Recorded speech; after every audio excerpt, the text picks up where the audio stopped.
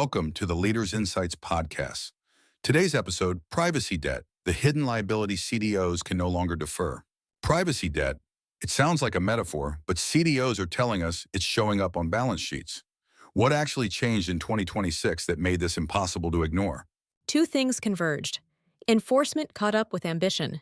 The EU's GDPR fines have now cleared the billion-euro threshold for repeat offenders. Meta's second major enforcement cycle closed at 1.4 billion euros earlier this year.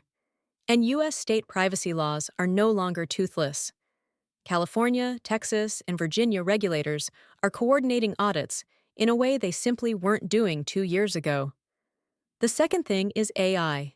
Every organization that rushed generative AI into production in 2024 and 2025 suddenly realized they'd fed it personal data they had no clean lineage on.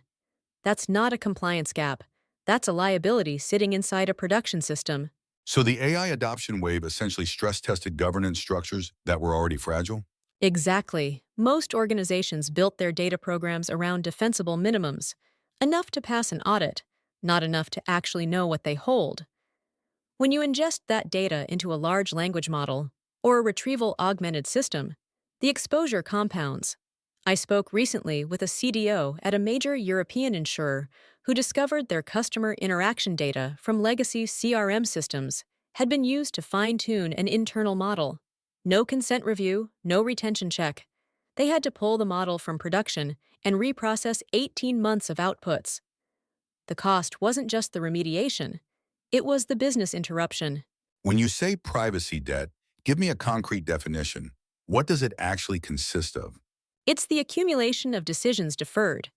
You didn't rationalize your data retention schedules, so you're holding data you legally shouldn't. You patched consent frameworks jurisdiction by jurisdiction rather than building a unified consent architecture. You never mapped third-party data flows properly because the vendor contracts were done by procurement, not legal or data governance. Each of those is a deferred decision, and each carries a cost. Either you pay it proactively, or a regulator, a breach, or a plaintiff class action prices it for you. What does paying it down actually look like operationally?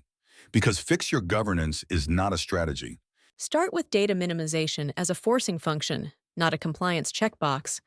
Salesforce published internal figures this year showing they reduced their regulated data surface by 34% through a structured deletion and anonymization program over 18 months. That's real risk reduction. For most CDOs, the practical entry point is a data product inventory, treating every data set as a product with an owner, a purpose, and an expiry.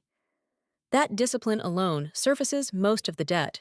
You can't remediate what you haven't mapped. One thing a CDO should do this week to start? Identify the 3 highest volume data flows feeding your AI systems and pull the consent and retention documentation for each. If you can't produce it in an hour, you have an active liability, not a future risk. To go further, Leaders Insights offers strategic training programs, diagnostic tools, and an executive self-assessment designed for CMOs, CDOs, CFOs, and leaders aiming for board-level performance. Explore everything at mba-training.com. Thank you for listening to the Leaders Insights podcast. See you tomorrow for another episode.